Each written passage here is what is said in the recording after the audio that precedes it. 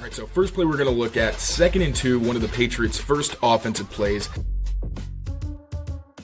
What's going on, everyone? Mike Kadlick, Taylor Kyles here for CLNS Media, back with another episode of the Patriots Daily Podcast, a live episode powered by Prize Picks and Game Time. And today, we are opening up the mailbag ahead of Sunday's matchup, Patriots versus Raiders. We are officially in the middle of a game week, Taylor. It is a Wednesday. We will have an injury report. We had practice down in Foxborough. I did not make it. Taylor was down there, however. And the lone absence continues to be cornerback Christian Gonzalez. So according to Mike Vrabel, he would not be out there, and he was, in fact, not out there. He spoke a little bit candidly once again about Gonzo and his injury. Didn't want to answer too many questions about it. But long story short, Wednesday practice, the longest practice of the week, the most important one as you really get ramped up and starting to get ready for the weekend. And the Patriots' best player is still not out there. So are we officially worried on the Gonzo front, Taylor? What did you make of him still not being out there? And do you expect there's any chance at this point that he can get out there on Sunday? Probably not. And like Vrabel, I'm so sick and tired of talking about this.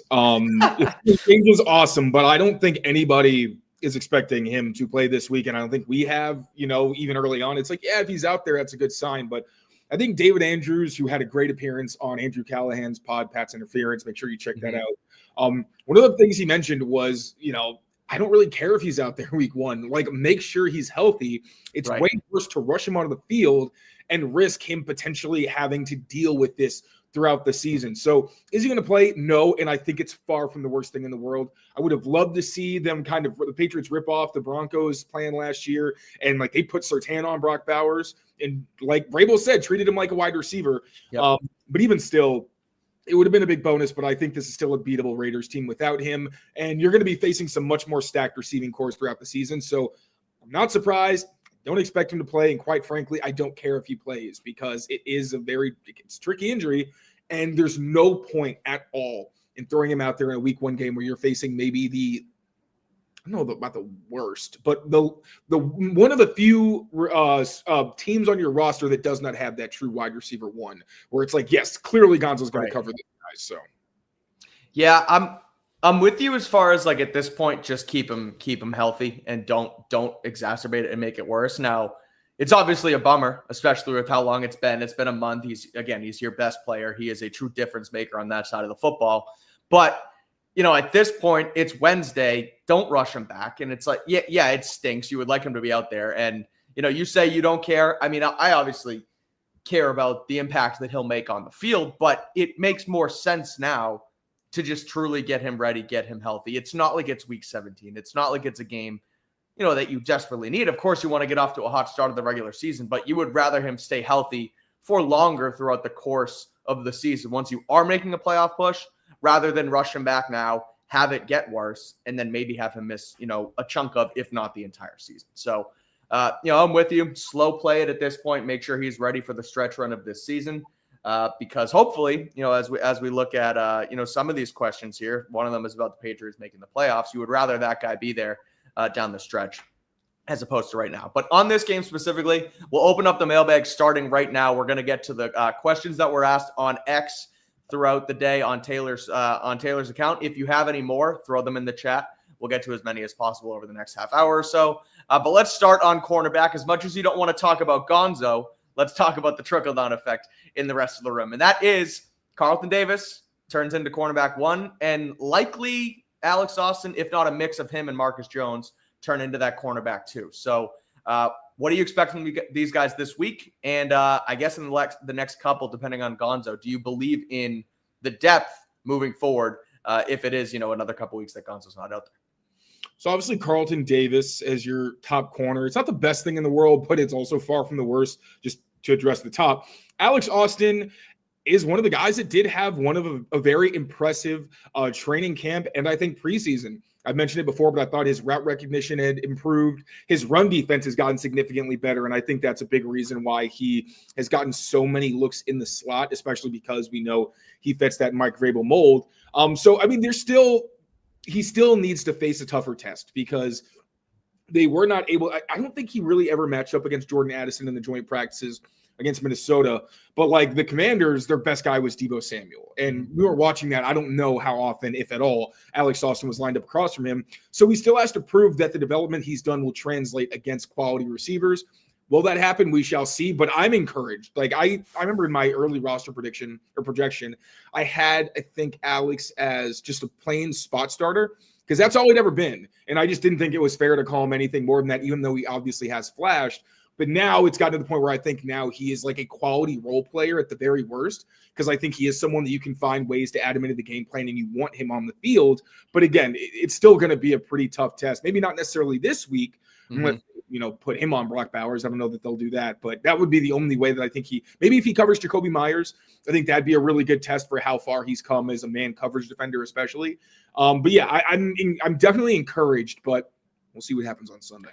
Yeah, he's someone who, I talked about it a little bit yesterday as far as like waiver claims and building a roster. His sort of career arc has been cool to watch. Now he's going to kind of get thrown into the fire this week because he has to turn into a, not just a rotational player, but sort of a spot start here without Christian Gonzalez. But a guy who was a 7th round pick, was cut by the Bills. I think he was elsewhere at one point, but then the Patriots pick him up on waivers. And ever since then, he's been a guy who has continued to improve. He had that interception against Allen his rookie season, was in and out of the lineup last year, but looked to, play pretty solidly. There was that game, I think in his rookie year, where they kind of called him out of nowhere to start. I think it was over, what's his name? JC Jackson, when he kind of, was off the radar with the Patriots at that point.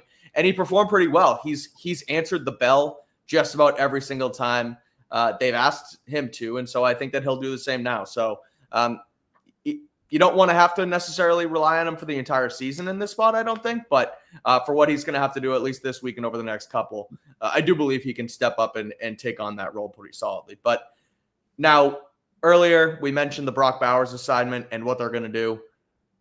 How would you attack it? What do you think? Are they going to go safety? Are they going to go corner?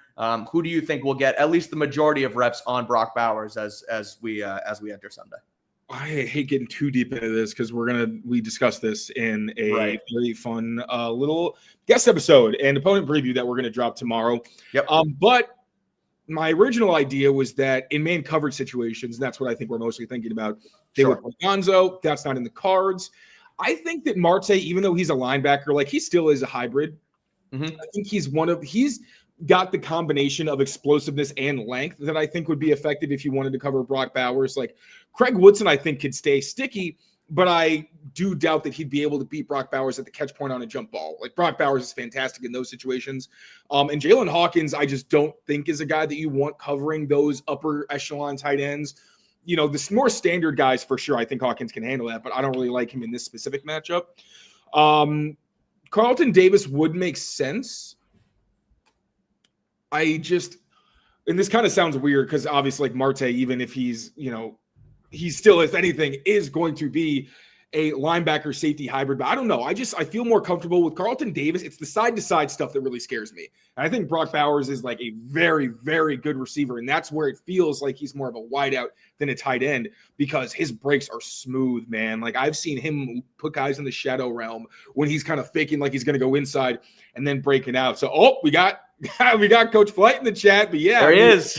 Marte Mapu's trainer, as well as also Alex Austin and Christian Gonzalez. But yeah, I really do feel like Marte Mapu, if they don't want to put a Carlton Davis or an actual cornerback on Brock Bowers, which I still think they will, I just like Marte because I think he's long enough to make it really tough when you do try to put it on the top shelf for Bowers. And like I said, like he's very smooth in man coverage, reads the hips, doesn't get like shaken very easily. So I would like that. But I also, obviously, because he has a receiver skill set, you want to put a cornerback on him, I won't be mad. It's funny. I wonder how much teach tape they've done with Coach Flight on on the tight end position, because whether it's not doesn't look like it's going to be Gonzo, whether it's Austin, whether it's Mapu, one of those guys, one of his guys is likely going to get matched up against him a time or two. I'll take Coach Flight's guys over anybody, but we'll see what happens. It's going to be a tough task, but we'll see how they attack that one.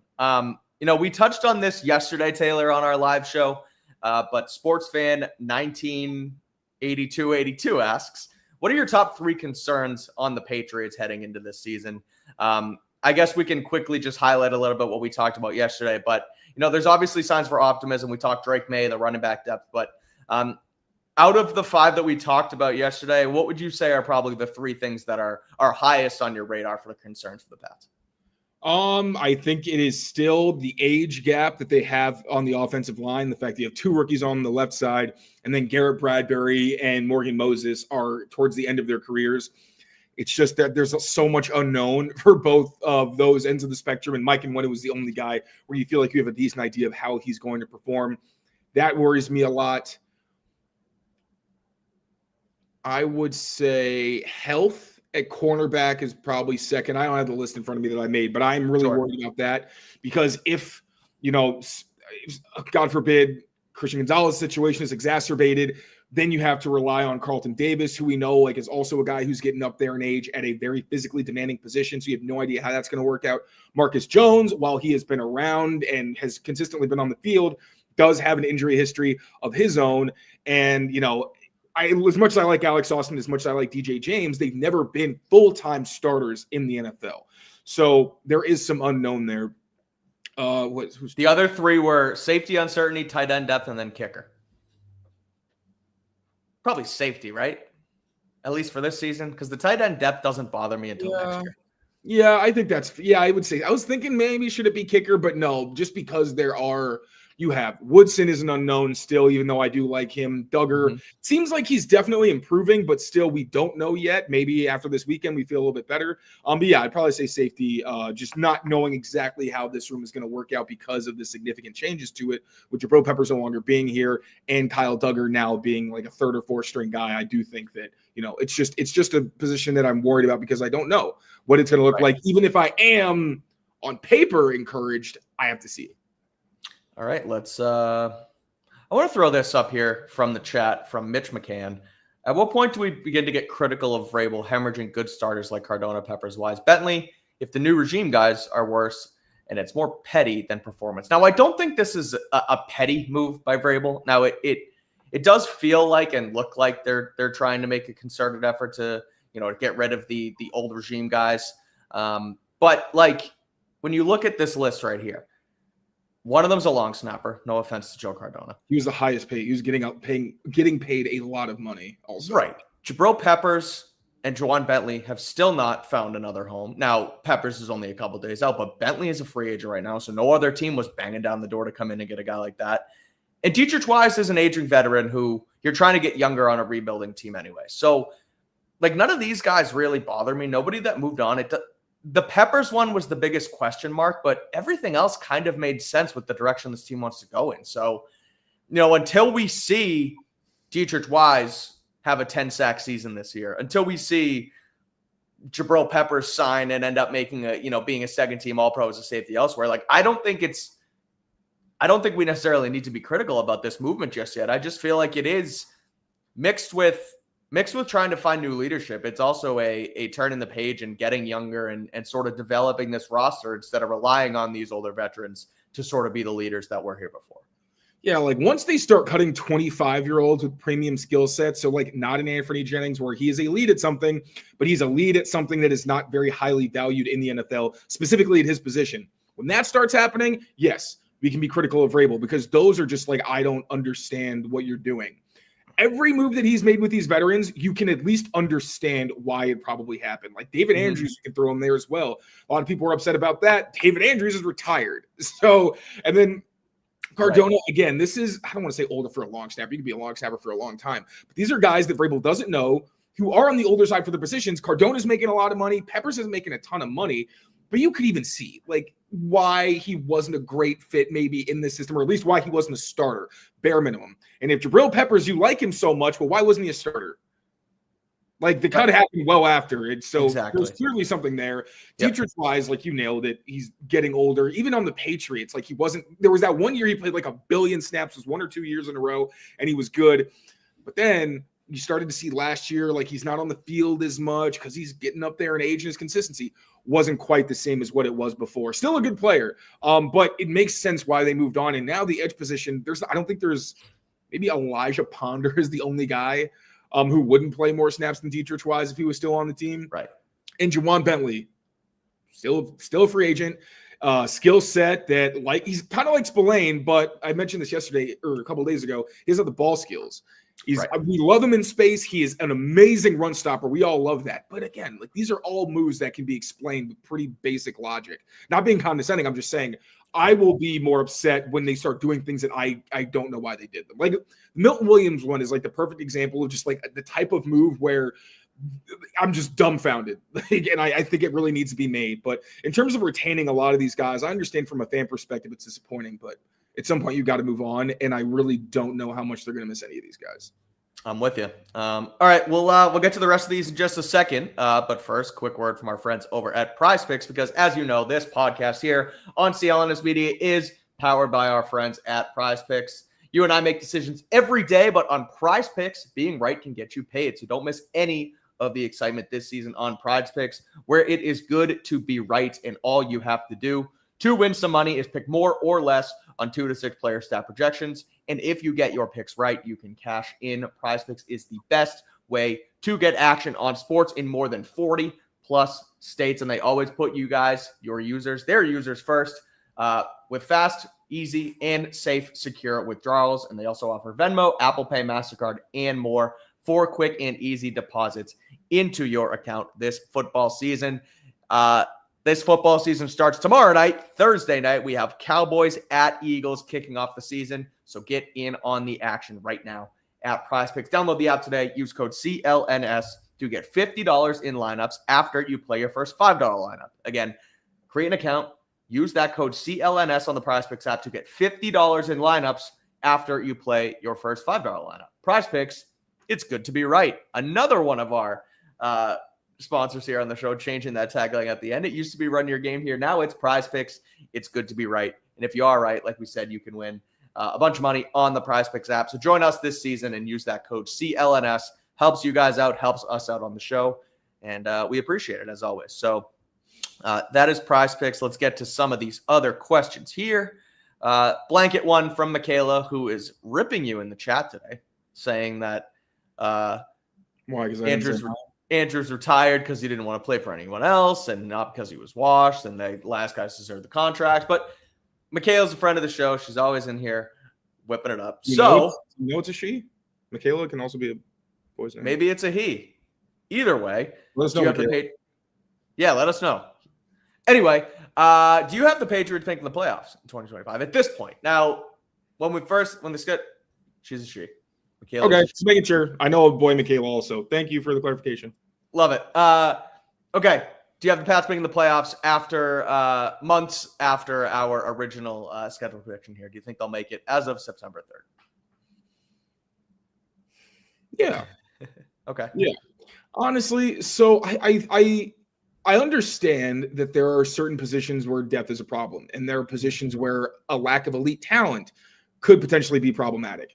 I still think that I still think they make the playoffs. I still think this is the team that should win like 9 or 10 games, and I understand that's close, but it's the schedule. It's what I expect from Drake May. He kind of hit that slump, and that really made me nervous. Not slump. It wasn't a slump. He just wasn't as consistent there for like about a week, then got back on track, it felt like, from everything that we saw. So if Drake continues to ascend the way that we expect him to, in this defense, you need Christian Gonzalez. That's a big part of this. And maybe that will affect my prediction if he really is just missing like an entire month, because that's a hard thing. Even though I love this defensive line, I think they're going to be huge for the secondary. Still, it hurts not having your all-pro corner, but I still do have the Patriots making the playoffs. They're going to squeak in, I think. It's going to come down to maybe like the last game or two of the season, but I still think they have a good shot at making it. Yeah, I'm with you. I had them at 10-7. I think they're more like 9-8, 8-9 at this point. Maybe close. My final prediction as of right now is probably 9-8, and I think that might get you in at that 7 seed. Now, I don't think they're going to compete for the top of the AFC East or anything yet, but I do think the way they've been able to sort of turn it around since last season, I think they are going to be playing meaningful games in the last 3 weeks of the year, and I think that's kind of the barometer of what you want to be asking for at this stage of this rebuild. Now that you do, at least we hope, have the head coach and the quarterback, I feel like they can get to that 9-10 win mark. And I think that gets them in, if not has them competing for it in that week 18 spot. Let's get more specific to Sunday. Wolfman21 asks, who do you think leads the Patriots in catches We'll go catches and yards out of the wide receiver group on Sunday. Now let's take out Henderson, who I think will have a decent role in the pass game early, and obviously Hunter Henry, who has sort of turned into Drake's security blanket type player. But who is the leading wide receiver on Sunday? So I might have said Trayvon Henderson. Yeah. Receiver for catches, Pop. Okay. Yards, I could see Kayshon Boutte. That was going to be mine for yards. Yeah, because one thing about this, when Josh tends to play these Pete Carroll defenses, they play a lot of cover 3. Now, they don't only play that anymore. They also will mix in quarters. They'll mix in cover 2. Like, it's not static, but it's still mostly going to be cover 3, especially because that's what Patrick Graham is most comfortable with running. In those formations, Josh will often have 3 receivers to one side, 1 receiver to the other, because what Pete Carroll will do is have little tweaks to his cover 3 based on the presentation to put players in the best position to succeed. When he was with the Seahawks, it was Richard Sherman, right? You put him on the backside and that isolated receiver, he's probably going to lock up. That allows you to flood the other side of the field with your zone coverage and basically cut off anything coming to the middle. That means Kayshon Boutte is going to be one-on-one against a not very good cornerback room. And I think it's quite a few man coverage situations. And with the chemistry that he and Drake may have, I could see him not catching a ton of balls necessarily, but I could also see him like having a few chunk plays throughout the game on fades, back shoulders, like curls and things like that. So I wouldn't be surprised if it's Pop again, just kind of peppering him over the middle, letting him move the chains, get some yards after the catch. And I think I wouldn't be surprised if he leads in yards as well for that reason, but don't sleep on Kayshon Boutte either, because this is one of those matchups where I think he's going to get quite a few looks. I'm with you on Boutte. I look at, and I even think he could, depending on how much action Henderson and Henry get in the pass game, could potentially lead them in catches too, even if it's only 4 or 5. Like that's a good chunk, and they'll probably likely spread the ball around. But I do think what him and Drake have sort of built this sort of, again, I use security blanket with Hunter Henry, but Drake may trust Kayshon Boutte, and he trusts him on that intermediate to deep part of the field. So I could see them connecting a couple times, leading them in yards. But realistically, I do think Pop is probably the leader in catches. I feel like they're going to use him a lot on the inside and kind of try and make that happen. But I did mention tight ends. I did mention running backs. So another one we have here. What offensive skill position players will have the biggest role in week 1? And how will that change by mid-season? Because I look at TreVeyon Henderson. I do think that they'll probably still integrate him early, but I think his role is only going to grow as the weeks go on. So how do you kind of see that evolving? And Hunter Henry and Austin Hooper as well. Who do you think kind of comes out of that bunch? TreVeyon Henderson. It's got to be TreVeyon Henderson. Like he's early and often. Yeah, he's the most explosive player. I think it's still going to be like 1A, 1B with Ramondre, because I would play TreVeyon Henderson every snap if I could, but I am not sure that he's just built for it. But I do think so. I think when he's on the field, like he's going to be targeted or one of the primary reads or whatever most of the time. That's just going to be what it is. But then you also have to stop him. And that's not something I think a lot of teams are designed to do, especially not the Raiders, who are not very sprightly at linebacker and don't have very, great safeties or anything like that. So I think it'll be TreVeyon Henderson. By midseason, I think it will still be TreVeyon Henderson. I think maybe we see Stephon Diggs' role continue to grow in the offense, and maybe he starts to elevate. But I still think that I don't know if the focal point is fair, because I think that's still going to be Pop. But I do think that when you're like, all right, we need a big play, I think a lot of those touches are going to go to TreVeyon Henderson. One question in the chat, sort of having to do with TreVeyon, if I can find it. Where did it go? Let's stall. Okay, here we go. Running back. Is Stevenson going to stop the fumbles? Is this behind him? I know we can only know until it actually happens. It doesn't happen. But, I guess I'll ask it this way. If he does fumble week 1 and then, potentially puts it on the ground week 2, like, is this a bench him for TreVeyon situation right away and start giving him the lion's share of the carries? Like, how do you look at him and how he can sort of stop these problems?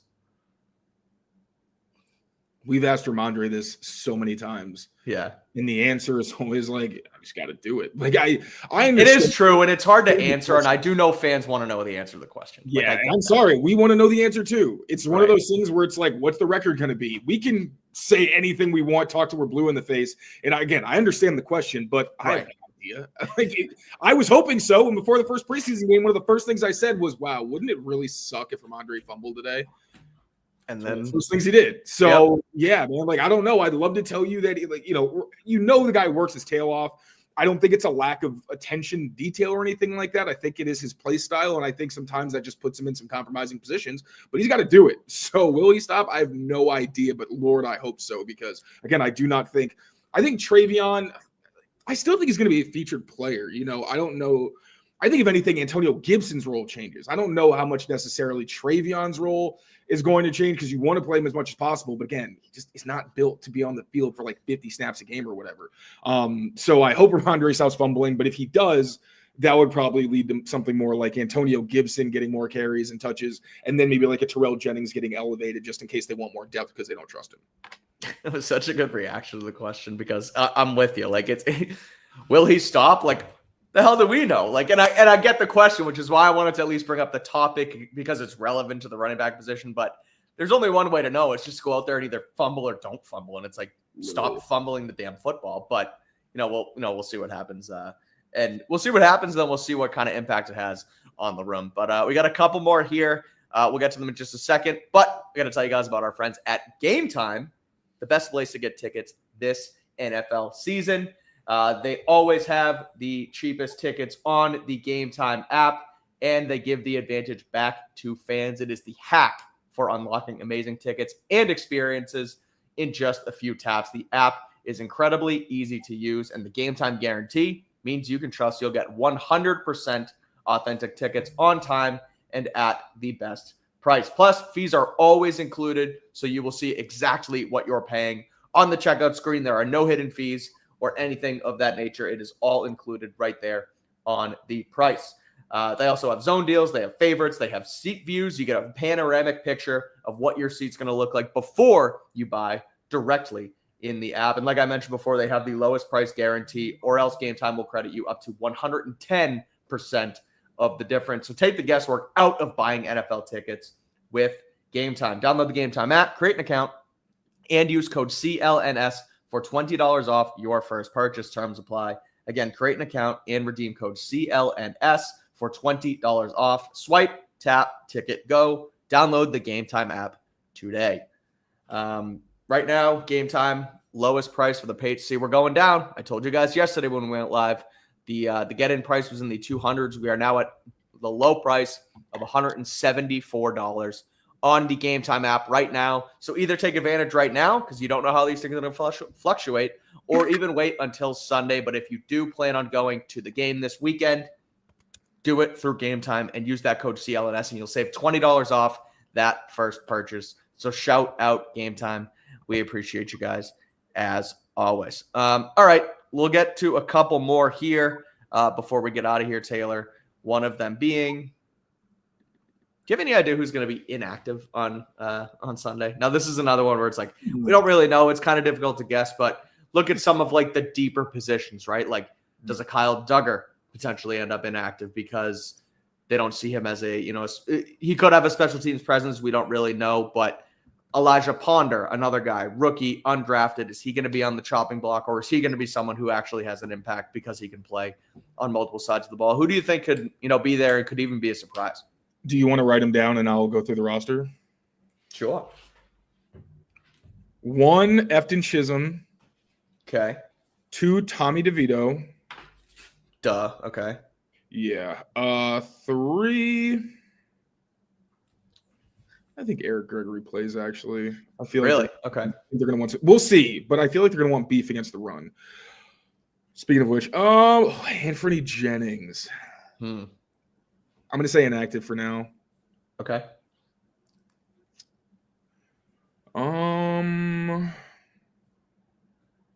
This is where it gets tough. I'm looking too. Hayden Wallace, inactive. Okay. How many do I need? We're at 1, 2. We're at 4. It's usually like 6 or 7. 6 or 7. Okay, so maybe no Eric Gregory. I think you got Tonga, you got Farm. Yeah, maybe no Eric Gregory just because he just got here. All right. That's 5. I think we need one more still. Maybe 2. Charles Woods, or no, because he's a special teamer. He's going to be a gunner. Yeah. because you claimed him. I feel like you want to. And obviously, it's not the exact same thing. So is it Duggar? No, actually, so interestingly, maybe Pettis, maybe Dell? because Duggar. So remember when he was in Jeremy Chinn's jersey last practice? Mm-hmm. Charles Woods was in Jeremy Chinn's jersey, and Kyle Duggar was back in 23.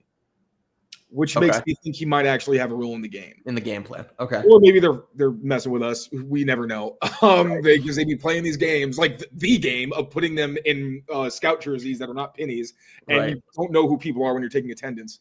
So yeah. How many more? So Pettis? Yeah, because Craig Woodson, I think, is going to be the personal protector, maybe. All right. There's our 6. I think that gets us there. 53-47. I think it's 6 players. I think you can only have 48. 48? 48? 47. Oh my God, we've covered the NFL. This is I know. NFL players. I think it's 48 on game day rosters. 48. So 48. We only need 5. Oh, okay. Who are the top 5? Chisholm, DeVito, Gregory, Jennings, Caden. Yeah. And keep Pettis on. Okay. I'll write that down. We'll see if we get it right on Sunday. And I don't want to switch Pettis and Anthony. Gregory. I'll switch Anthony. Okay. I'll switch Anthony and Dell. All right. Pettis is out. Jennings is in. See if we get that right on Sunday. All right. Last one before we get out of here. Let me look at the I'll throw this up there. Thoughts on the lack of fullback. Jack Westover is in number 37 now. He is now listed as a fullback. He is their fullback for better or for worse. That's what they're using. Let's see. I have something I want to talk about if we don't have any more questions. Sure. What do you got? The hell is the NFL doing today? What are they doing today? The freaking red zone? Oh, yeah. And there was something else too. And then this dumbass commercial with all these like influencers, the Mr. Beast thing. It's like this whole commercial where like Mr. Beast drafts all these social media people to be like not random, they're very famous.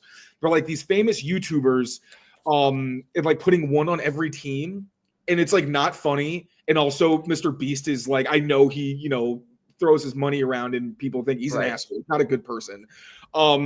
It's just, I literally tweeted, like, is it rage bait day? What is going on? Because it's so odd. And that's one thing in the red zone is insane. Like, they are going to lose so much money. And people are just being like, I'll get Sunday ticket and just like watch games. I don't understand what their thought process was with the things that they announced. It's like they're trying to piss people off. So the red zone thing I saw coming. As soon as ESPN took it over, I was like, and the way they experimented it on the back end of last year, where they had like half screen, they had the commercials out there, like clearly they were trying to ease us into it. Hansen went on McAfee today. I was like, yeah, no more commercial free football. Like, it's just, I feel so bad for him too, man. He worked so hard. Yeah, because it's not his fault, and everyone thinks it's him. He's like, I'm just here to host the show, and he's good at it. It's just. And anything you hear is Scott Hansen's like the nicest, most professional guy in all this. And now like he's probably going to get all this crap because of their stupid, petty, greedy decision. If they I want to see how it plays out, because if they do it like they did last year and it's throughout the entire thing and they don't cut away necessarily from Scott and it's like ads on the side or whatever, like how do you do that? Like I don't know. You're gonna make the games tiny? Like what is like if there is like a bunch of games that are commercial, like that makes sense. I understand that. Right. But how often is that gonna happen? Because you have to have a certain number of ad breaks. So like I don't know how that's gonna work. There's the weird 1 o'clock, 4 o'clock lull, but like even then, just keep it commercial free. The league makes so much damn money. Do they really need to commercialize Red Zone? I'm with you. It's dumb. It pisses me off. And also Stream East, I see in the comments, Stream East is not still, or maybe I don't know if it physically is still up, but they got screwed too. What was the news? Something happened. We shut down in a sting. So there you go. SMH. Screw us poor people, I guess. Yes, for real. All right, final question before we get out of here. Broad, but thoughts on the Pats O-line versus the Raiders D-line. How do they take advantage? Someone asked earlier in the chat too, like, if they decide to line up Crosby on Campbell. And we talked about this in our preview too, so we don't need to go too far in depth with it right now. We'll push you guys to tomorrow's show with a very special guest. Should we tell them or should we wait? Tell them at the very end before we sign off. Good call. Make them stay. Yeah, make them stay, make them think. But how do they take advantage? How can they potentially limit the pressure that the Raiders front seven can bring on Drake May? I mean, Drake said it. It's going to be his job. I know, like, okay, so we're going to see McDaniels use chips and extra blockers. We're going to see him use play action. We're going to see him use bootlegs, hopefully away from Max Crosby because he's far too dangerous to leave unblocked. McDaniels is going to do all the things that you typically expect to slow down pass rushers. At the end of the day, it's going to be up to Drake May to get the ball out of his hands quickly because when they last played Max Crosby, it was all the way back in 2020, which apparently also Drake watched to prepare for Pete Carroll. He watched the COVID game that they played against Seattle, which was one of the best games that Cam Newton had since that shoulder injury. Might have been the best game I think he had since that shoulder injury. Well, I just totally lost my train of thought. No, I didn't. But again, Drake May needs to throw on time because one of the Crosby had 2 sacks. One of them was like on one of the only play action dropbacks where I think they just took away Cam's first read and he had to hold on to the ball. And another one was on a straight drop back. So you got to throw quickly because I know Drake May, the play extension is awesome. But he's going to have to know when to just call it quits and say, all right, the play's over, because that's how you avoid unnecessary hits. And it's how you avoid potential turnovers. But the offensive line side, so Max Crosby is going to be up against Morgan Moses. I'm hoping we don't see them one-on-one very often. Malcolm Kuntz is coming off a torn ACL, which is going to be really tough. I think that's going to help, obviously, Will Campbell to a degree because he's not going to have that same explosiveness, but still Kuntz is a guy who's been in the league for a few years. So I wonder how that's exactly going to play out. Another guy I think people should look out for is Tyree Wilson. He's been playing outside and inside for the Raiders, and he had a good preseason. Like, he's got some explosiveness and power that I really like.